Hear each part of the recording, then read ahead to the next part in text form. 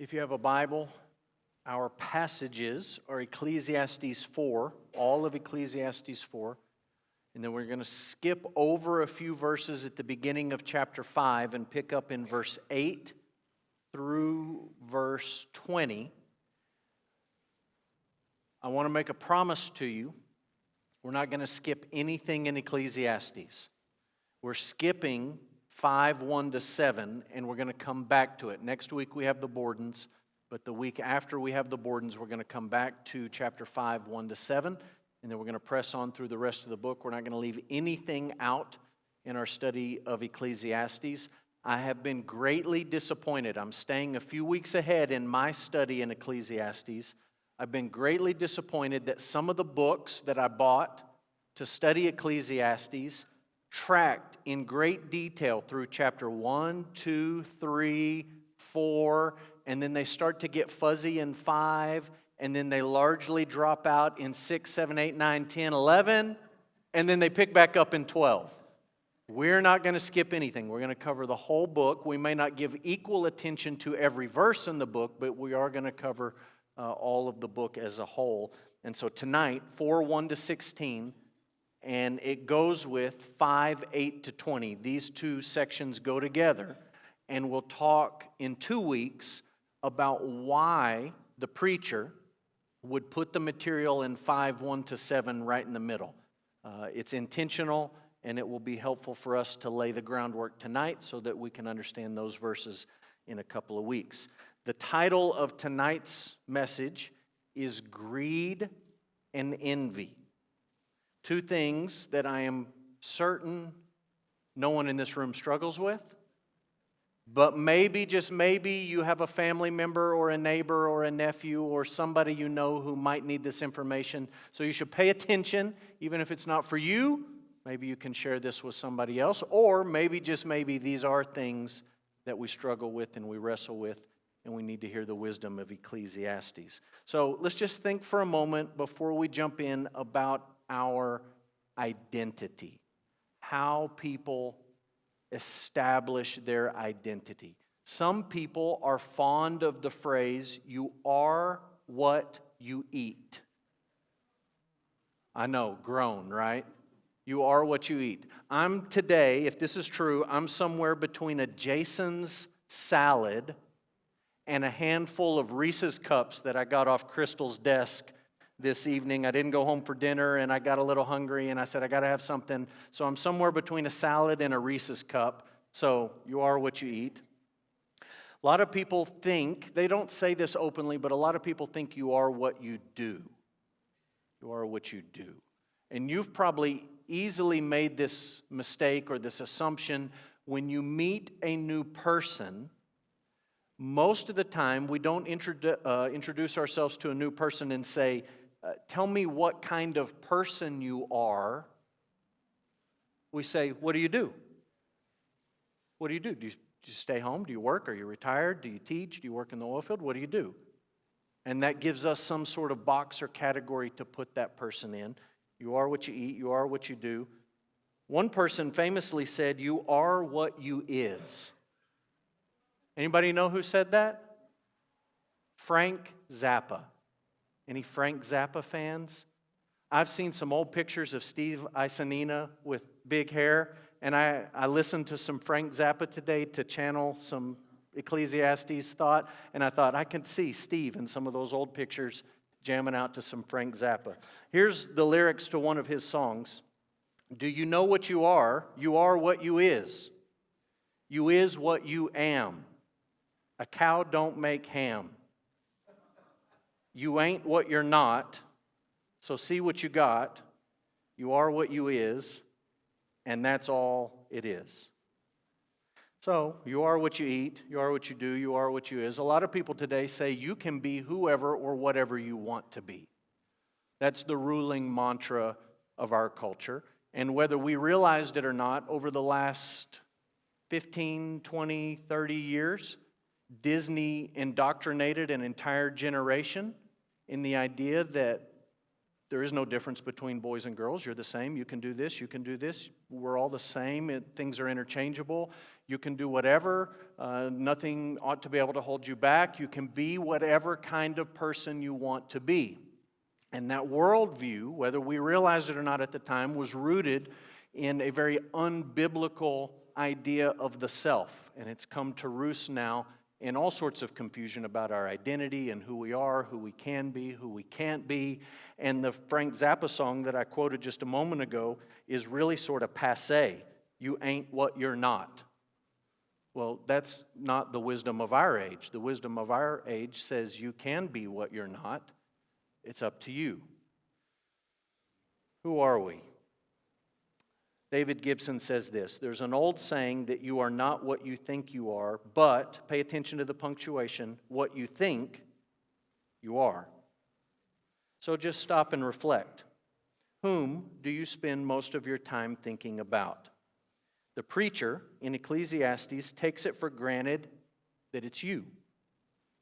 People fill their thoughts and plans with themselves as they constantly work out how to navigate the world in a way that will give meaning and happiness. And, says the preacher, that is the very source of our pain. So Gibson's argument is that we're all preoccupied with ourselves. And when you come to Ecclesiastes 4 and 5, we have the added bit of information that ourselves are closely aligned with our stuff. So as we're preoccupied with ourselves, we often find ourselves thinking about our stuff. And as we think about ourselves and our stuff, we inevitably, instinctively, because of our sin nature, we end up comparing ourselves to other people and their stuff. And the result is greed and envy. And greed and envy play out in terrible ways. So if we had a big idea or a summary statement for Ecclesiastes 4 and 5, taking out 5, 1 to 7, this is what it would be. There is great gain in godliness with contentment. That's straight out of 1 Timothy 6, 6. When godliness is used as an adjective, you don't capitalize it. Some people get bothered by that, I know, but you don't capitalize it when it's an adjective. It's a characteristic. There is great gain in godliness with contentment. 1 Timothy 6 is a passage about money. It's a passage about stuff. It's a passage about the way your heart feels about money and stuff. And it's warning you in 1 Timothy 6 about the danger of loving your stuff and wanting more stuff and wanting other people's stuff.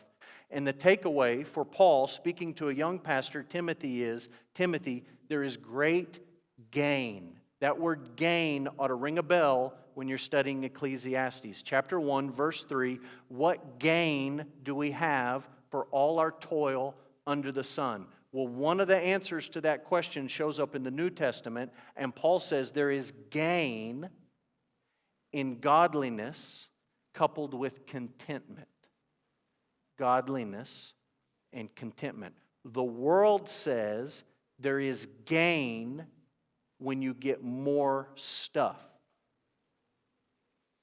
The Christian believes what God says, not what the world says, and God says there is gain not when you just get more stuff, but when you are godly and you're content with what God has blessed you with.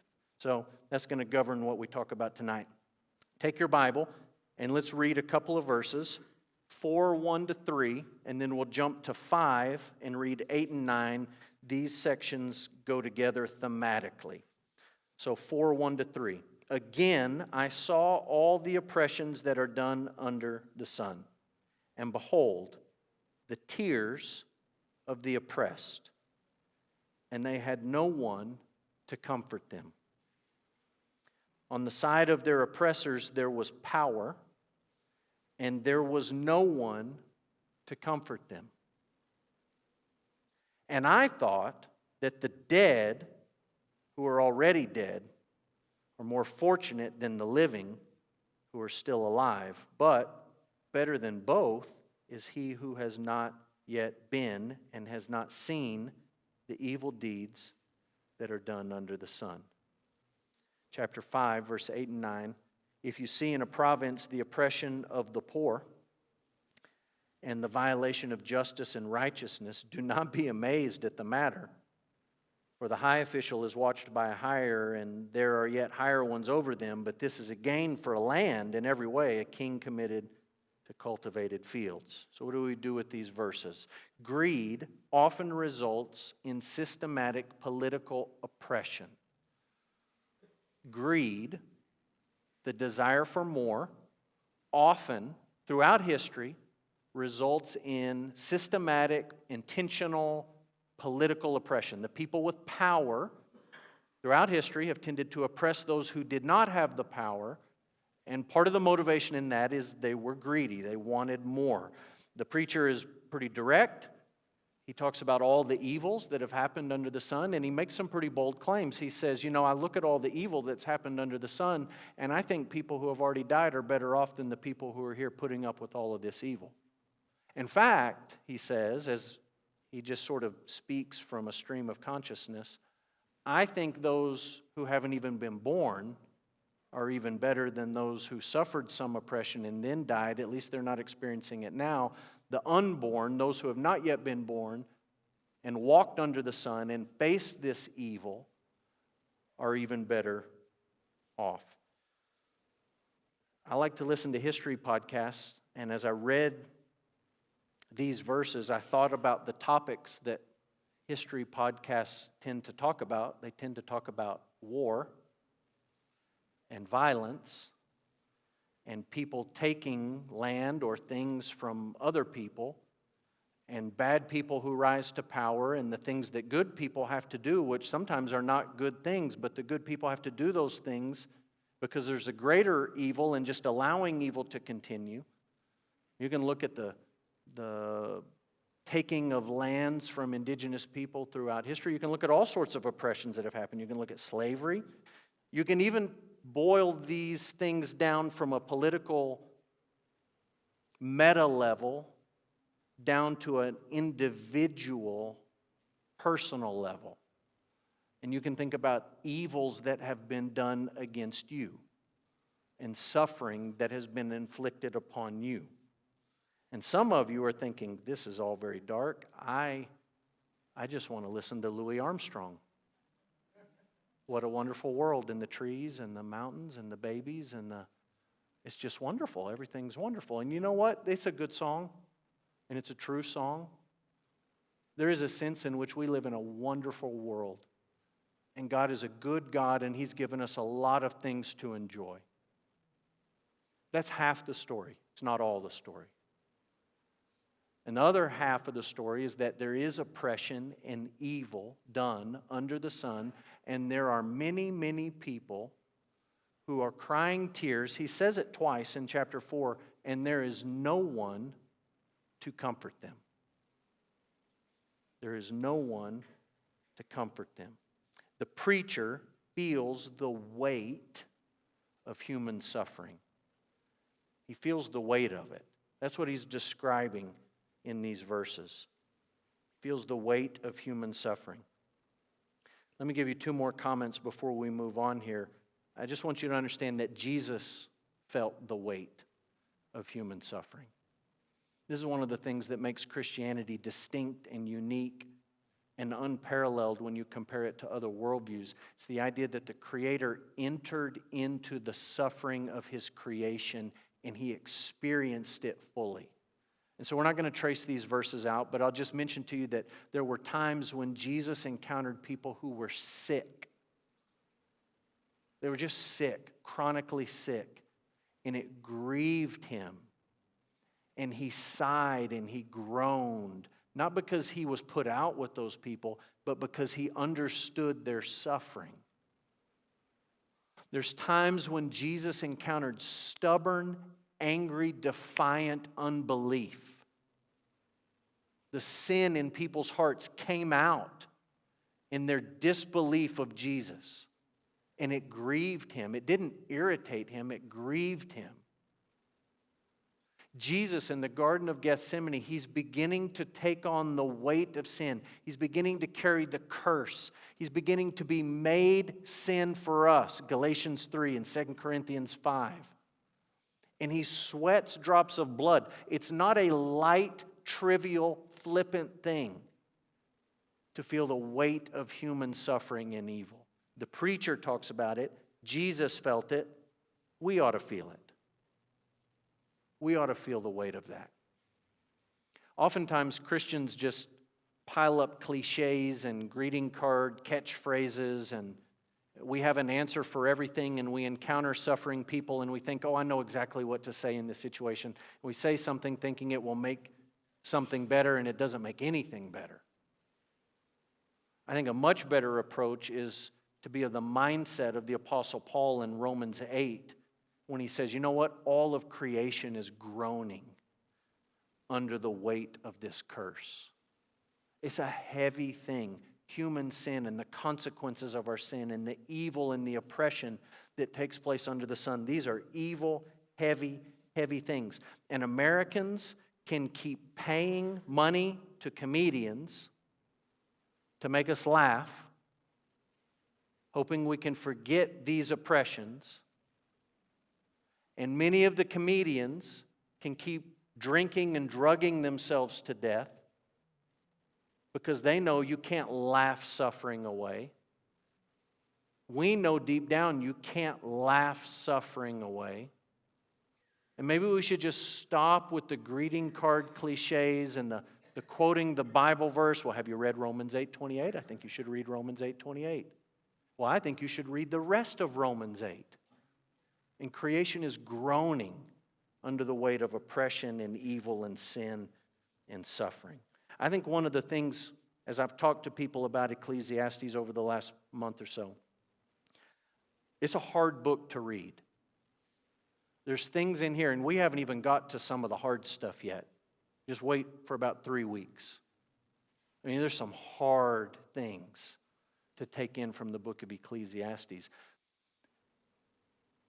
At once, it's like a punch in the nose. Makes your eyes water, disorients you. There's also like a cup of cold water thrown in your face, and there's something refreshing about it, and you say, at least it's honest. Because I've thought that. I've had people come up to me over the last month and say, you know, I'm kind of relieved to find such and such in Ecclesiastes because I've thought that, but I didn't know if I was supposed to be thinking that. I've felt that, but I didn't know if I was supposed to be feeling that. And there it is, right there in Ecclesiastes. It's a brutally honest book. Greed often results in systematic political oppression. So we've talked about greed. Let's just be clear about the difference in greed and envy. Greed says, I want more. Envy says, I want yours. And they're connected, and they're related, and they're intertwined, and it's sometimes hard to disentangle them in our hearts and our minds. But there is a difference. Greed says, I just want more. And envy says, you know what, I just want yours. Envy's a problem in addition to greed today. In the United States of America today, I don't want to minimize poverty at all. I don't want to be flippant about poverty. But in the United States today, it's a fact that most of the people who fall below the poverty line live lives of such comfort that they are unprecedented historically.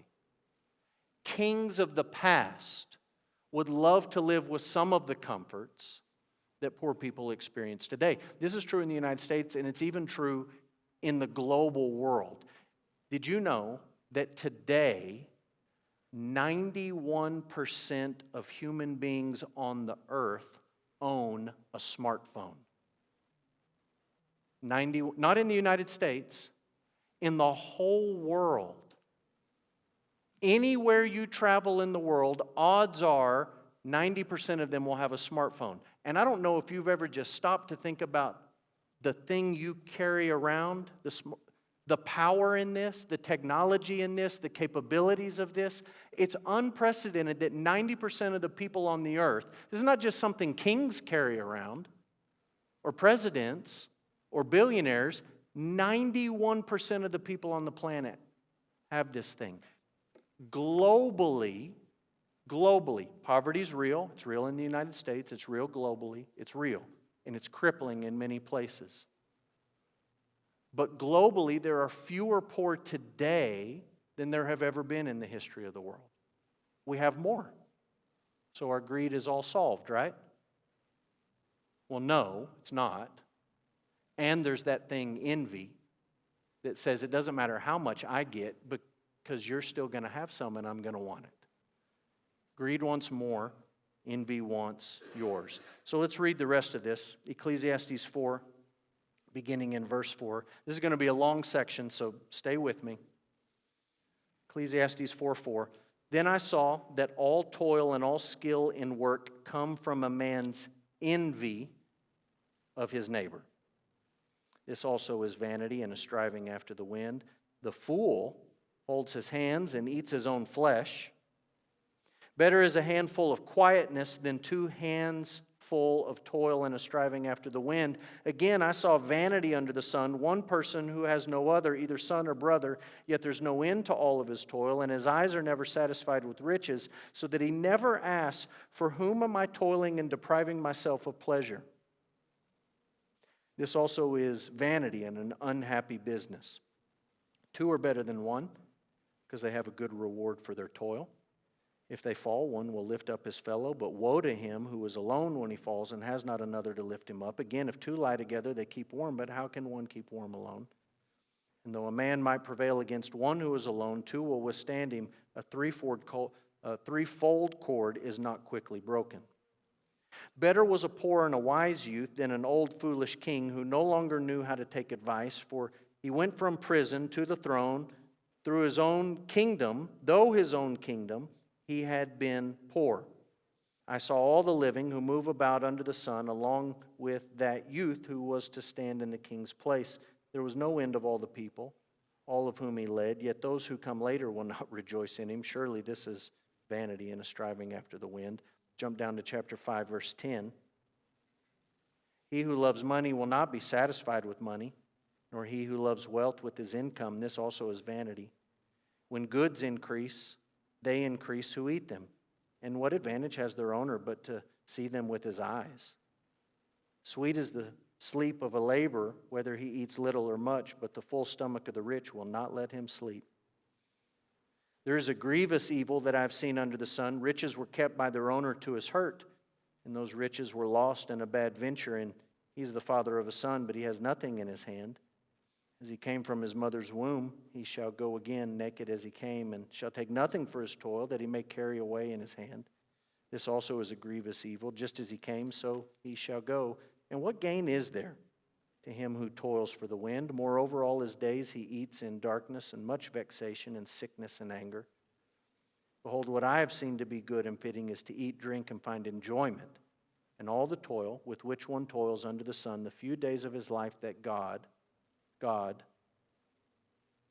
has given him. For this is his lot.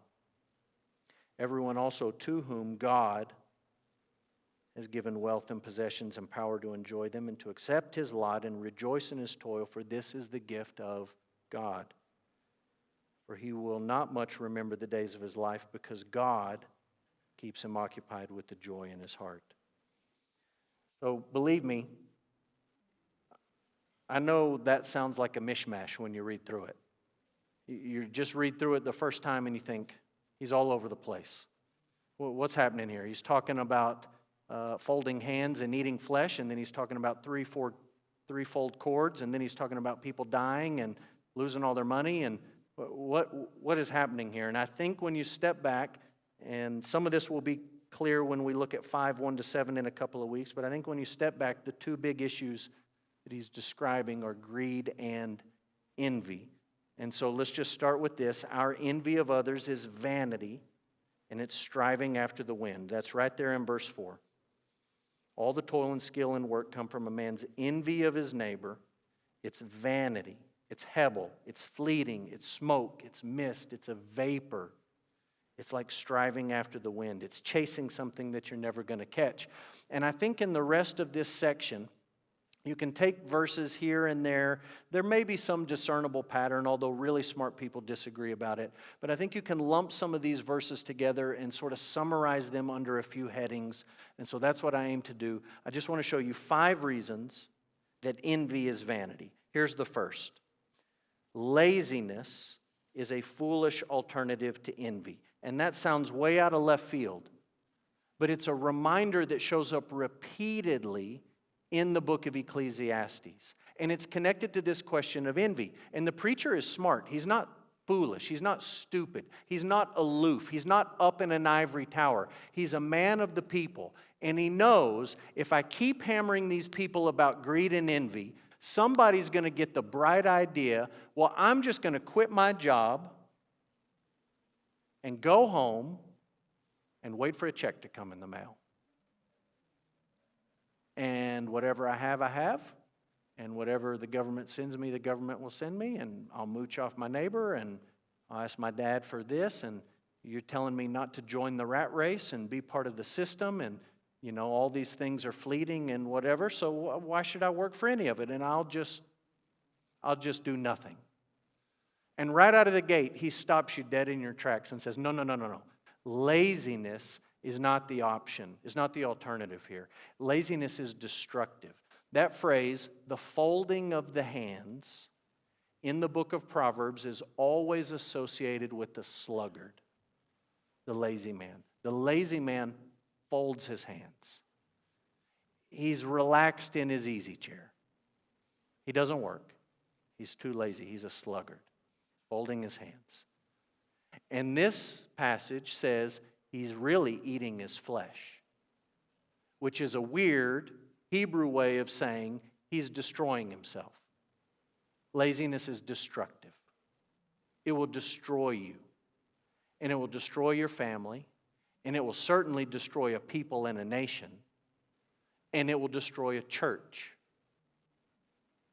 Laziness is destructive. It's not the option or the alternative to being so wrapped up in stuff and work that you just work all of the time. Laziness is a foolish alternative to envy. Secondly, you need to know this: loneliness is a devastating consequence for the workaholic. Chapter 4, verse 7 and 8. Loneliness is a devastating consequence. So the workaholic thinks, if I just give myself completely to work, I'll make more money. If I have more money, I'll be more happy. And many times what that does is it leaves you alone, not even taking into consideration the reality that you won't be more happy. And then you'll be lonely on top of it. It'll be worse.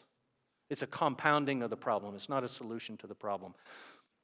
I joke with you on Wednesday nights and sometimes on Sunday mornings. The people on this side always think I'm looking at them. The people on this side always think I'm looking at them. So I'm just going to look right into the foyer and I'm going to say, think about older people that you know. Older people. Have you ever asked older people, all an older person is someone older than you. You ever asked an older person, tell me about when you were young and you didn't have anything? I've done that with family members and some of you. You know what I've found? When you ask somebody that question and you ask them to talk about their life, they rarely hunch over and say, oh, well, it was really bad. They actually usually get a sparkle in their eye and say, oh, let me tell you about the good old days. Let me tell you, you need to know this. I think about my grandparents. They talk about when they were newlyweds and they were at TCU. My grandma has a tuition bill from her first semester at TCU. It was like $300 for a semester at TCU. That's a pretty good deal. You could have got that locked in. And they had nothing. They had nothing. They had a TV that you could only see if the lights were off. That's how dim the picture was. And they had no air conditioner, so they would get their sheets wet and put them on the bed at night, because that was your air conditioner, wet sheets. And their entertainment in their apartment was turn the lights off, wait 30 seconds, turn it on, see how many cockroaches you can kill. And when they tell you those stories, my granddad and my grandma, when they tell you those stories, they're not miserable. They get a sparkle in the eye and say, oh, those were great days. Those were great days. I'm not old. I'm older than some. I guess that puts me in that older category. But Brooke and I got married young. And we joke and talk about sometimes when we were newlyweds, living in Amarillo and then living in Louisville, we would have $30 for groceries for the week.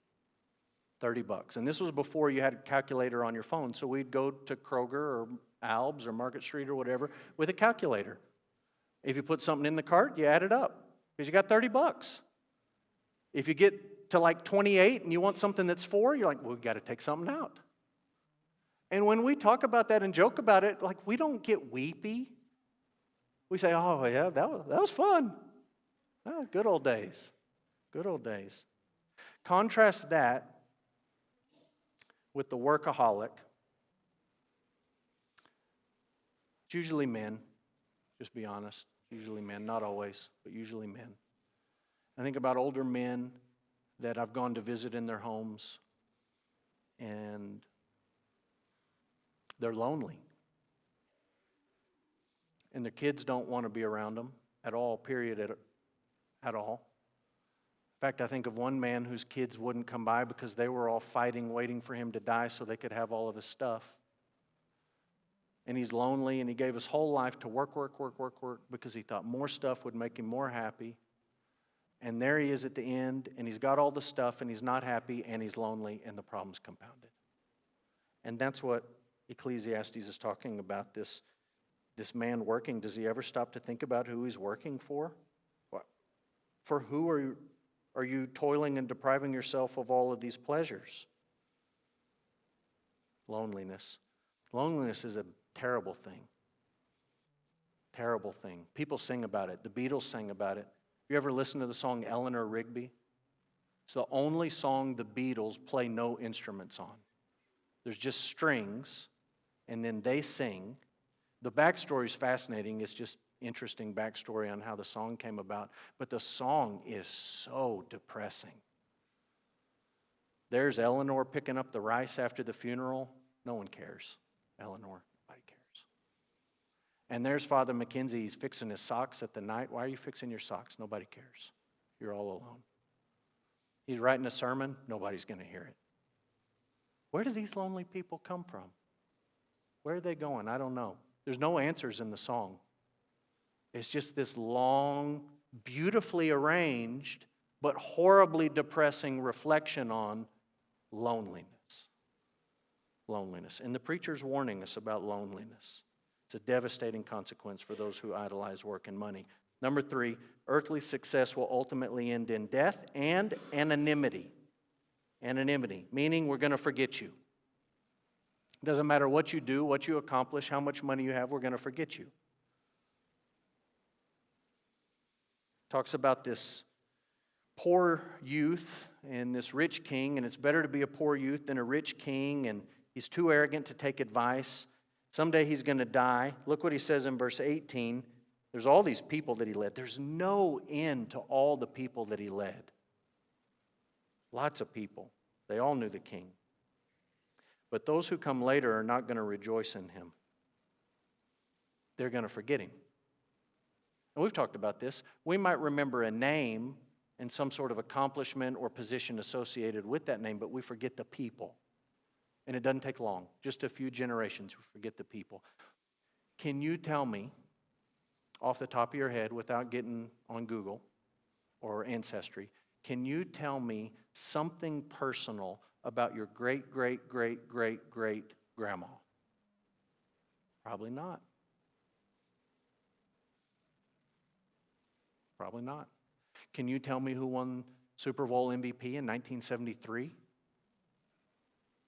was a big deal in 1973. Super Bowl MVP. You know how many people watch that game? Wikipedia knows, you don't know. Can you tell me who the 14th emperor of the Assyrian Empire was? Ruled the known world. You don't remember? We forgot him. He was the king.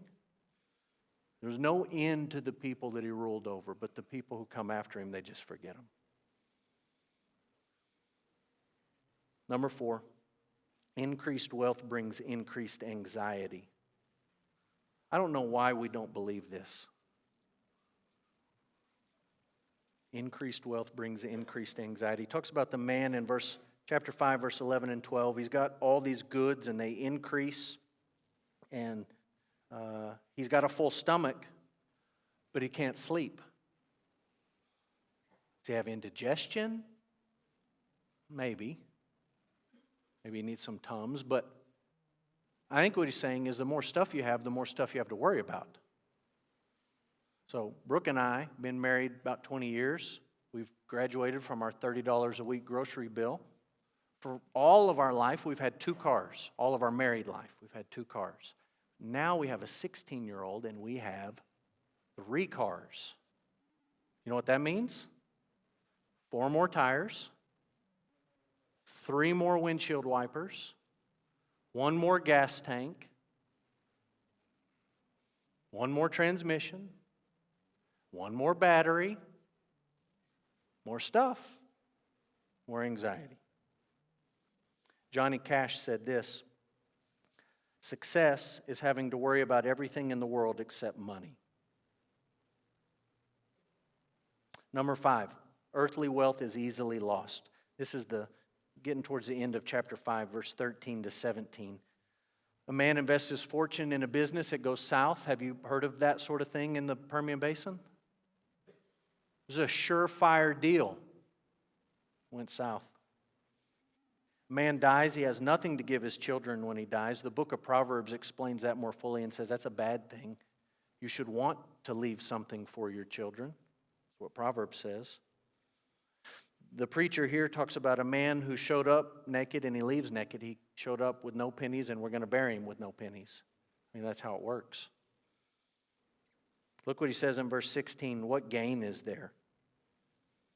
What gain is there for all the toil? The answer is in verse 17. Darkness, vexation, sickness, and anger. Envy is chasing the wind. Now you get to this point and you think, this is why I don't like Wednesday nights in Ecclesiastes. It's so negative. It's so dark. It's just so bad. Why can't we just sing something happy and read John 3:16 and call it a night? The book of Ecclesiastes is not calling you to be a pessimist. It's just calling you to be a realist. And the problem for most of us is that we live in a culture where when it comes to ultimate important things, most people just have their head buried in the sand. We just sort of Pollyanna, it's all good, it's all okay, it's all going to last forever, I don't want to think about it. And then when somebody comes along like the preacher, it's just jarring to us.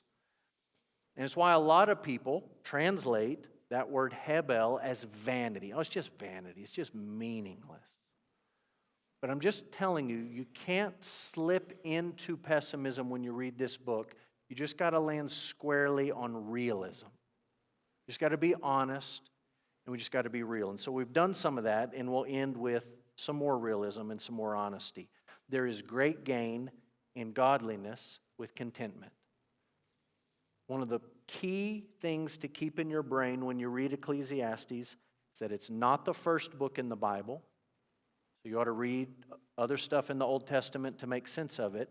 And it's not the last book in the Bible, so you ought to read the rest of the Bible, the New Testament, to look back and make sense of it as well. 1 Timothy 6:6, there is great gain in godliness with contentment. That's not just Paul to Timothy in the New Testament, that's here in the verses that we just read.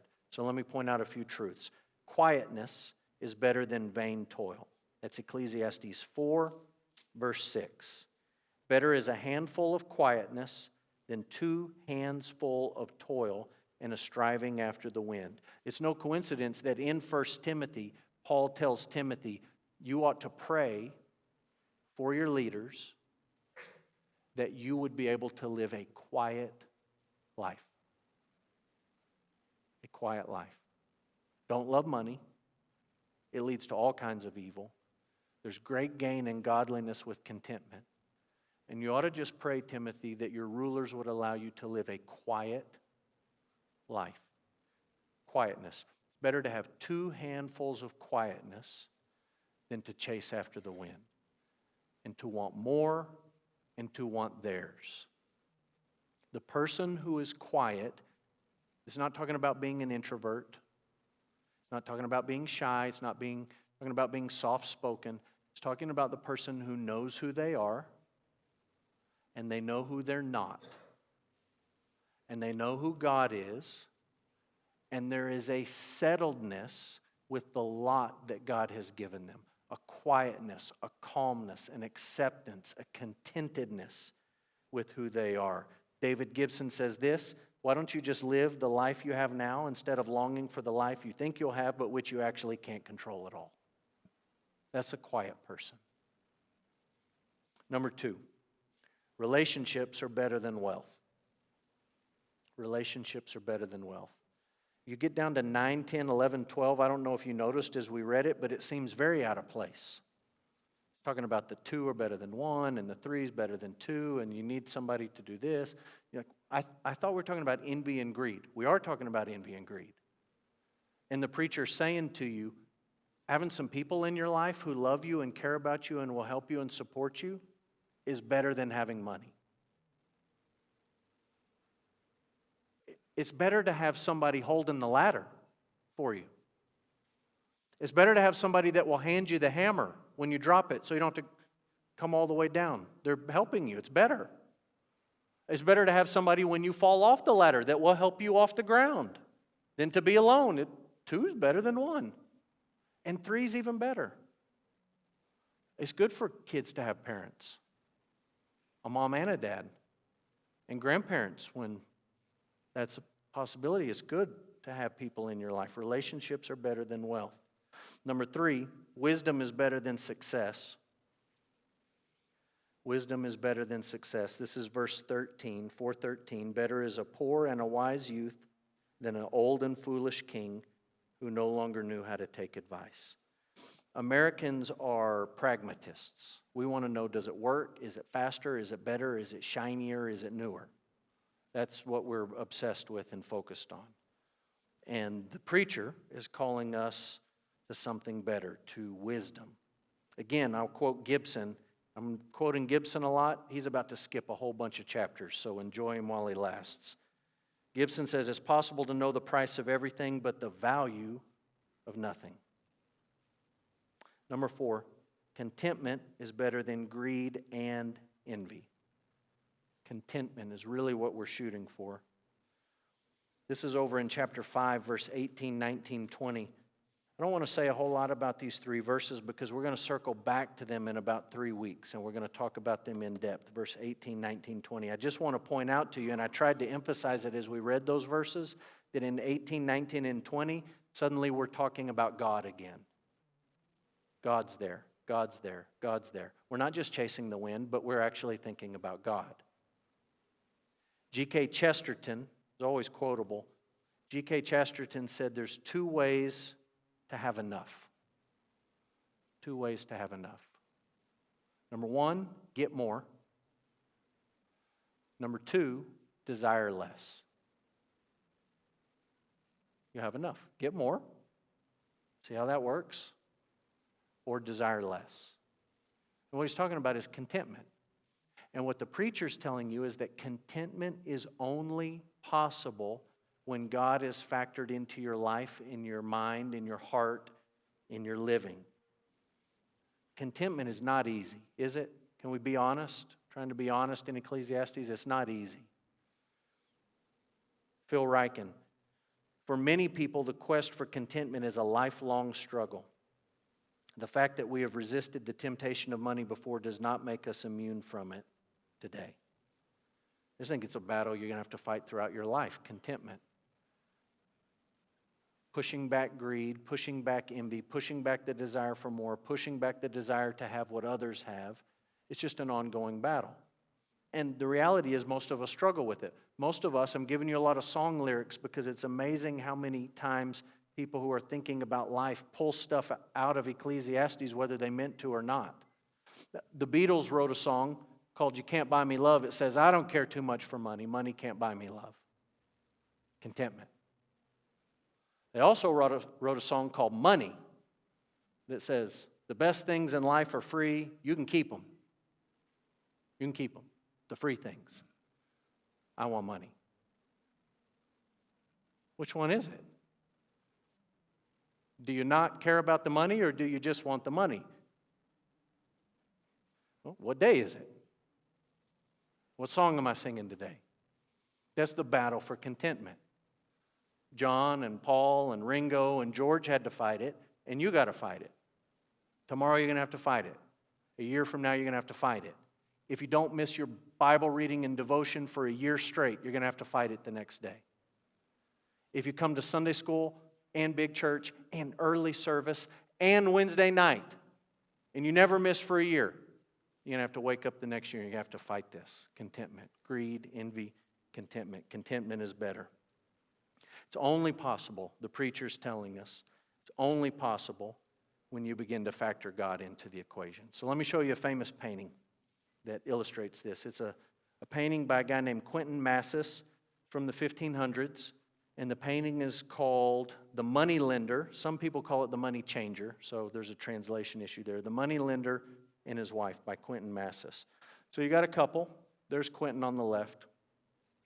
You got a couple, and they're in their house. They're inside somewhere, and they're busy doing things. And I know the picture's kind of small on the screen, but you can Google it. You can look it up.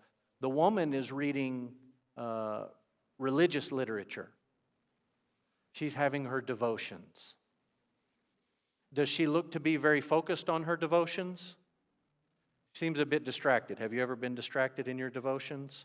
Maybe just a little bit. She's looking over at her husband, and he's counting money, gold coins. And it's kind of hard to see in this picture, but he's got a little scale in his hand, and he's got a coin on it, and he's weighing it out. And most art nerds say that she's not even looking at the gold. Most people think she's looking at that bag of pearls right down there on the bottom left, that little black thing, and it looks like it's got BBs in it, little gray thing in the middle. Those are pearls. And most people think that her gaze is actually looking at that bag of pearls. She's got her Bible open, and she's turning the page, scrolling through Facebook, looking at the pearls, looking at the gold. How does that coin weigh out? She's distracted. And you look at it and you say, well, these people are just clearly greedy. I mean, there's spirituality right in front of them, and they're bored with it. And they're just obsessed with having stuff, more stuff, counting their stuff. They're greedy, and they're probably envious, and they're just terrible people. This is a hopeless painting. The preacher of Ecclesiastes probably painted it. But if you look carefully, down at the bottom in the middle, right there, there's a mirror on the table. And the mirror is not facing the moneylender or his wife, but it's facing away from them.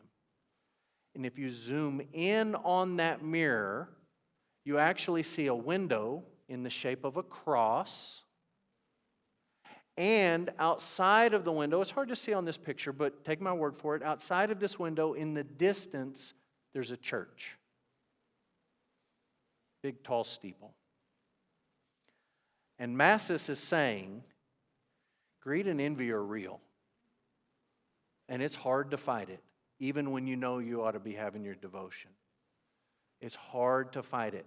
But there is something else out there that can help you in this battle. What exists is not simply contained in this room with the moneylender and his wife. There's something outside of them that offers hope to their greed and to their envy. So we'll end with two thoughts of gospel hope. Number one, I would remind you that Jesus died, and He died at the hands of greedy, envious men. Judas, I want more. Even if it's just a little more. 30 pieces of silver, not that much. not that much. But he wanted more. Greedy, betrayed Jesus.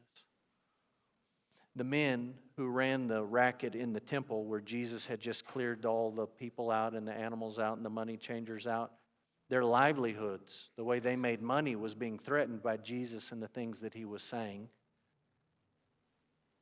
They wanted more, and Jesus was a threat to that, and they were envious of Jesus.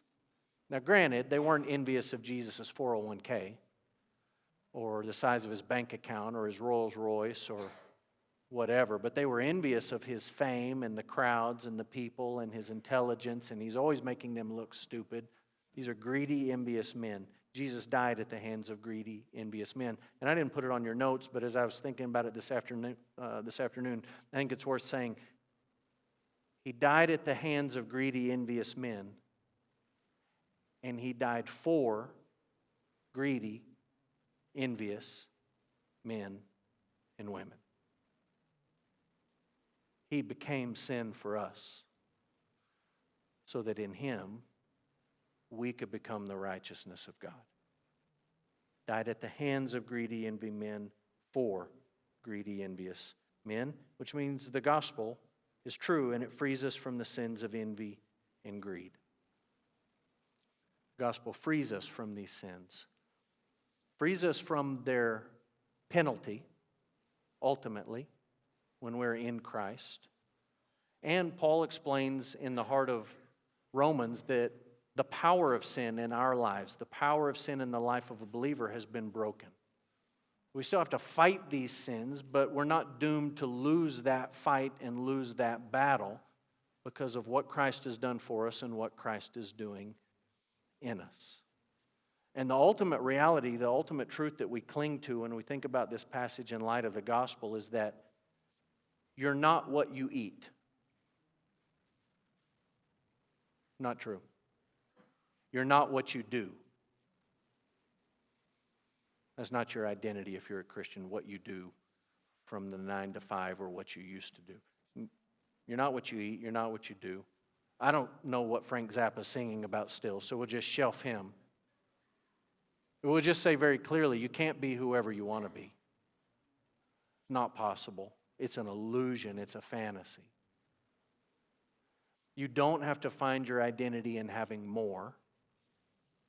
And you don't have to build your identity on having theirs. Your identity is in Christ, if you're a Christian. And you've been adopted into God's family.